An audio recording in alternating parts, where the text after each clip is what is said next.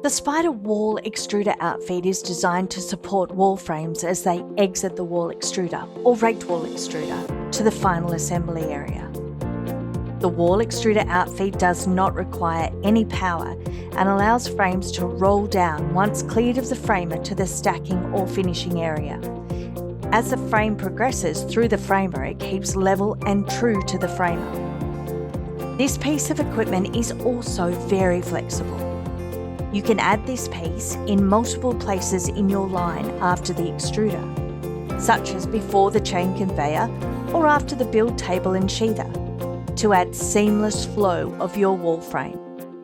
You'll benefit from versatility too, as the wall extruder outfeed can handle a range of frame sizes and both common and raked walls.